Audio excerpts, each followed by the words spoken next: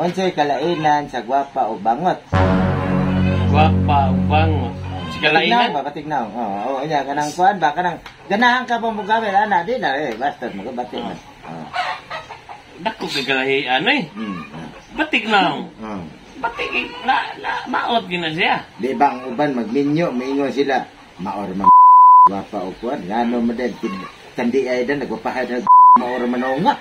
Kuan, para nako. Pambanyo klitrambil. Para nako ang batik na.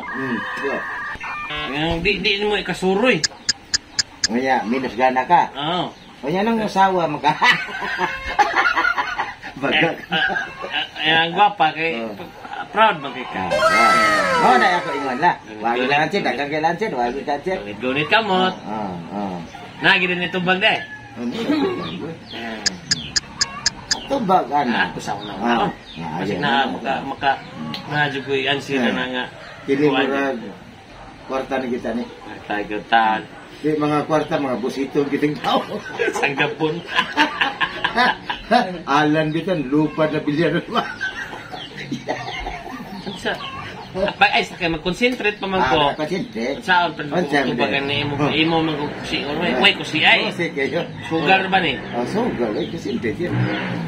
Basta kay gwapa lahi regit ng makasuri ka proud ka. Pero maora gwapa bangot. Maora. Maora. Batik na kay makuan mo ka, di ka ganaham gawas. Ya daghang lagi na naminyog batignaw unya. Gwapo sa bana. Unya ngano proud lagi sila. Ikar sa nagpalahi. Imo sana kabuot. Lahi ka sila. Unsa man gid answer de? Unsa man gid answer sa? Answer na ha. Gwapa o batignaw. Batignaw. Ang gwapa kay kasnaw. Komot kastutoy. Ang batignaw kumot kasnaw.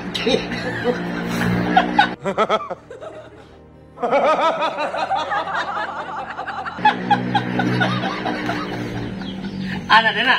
Unsa pa may lain. Moy nadagan. Pinadawag ni mo? Dako jumbo. Oink oink, oink oink, oink oink.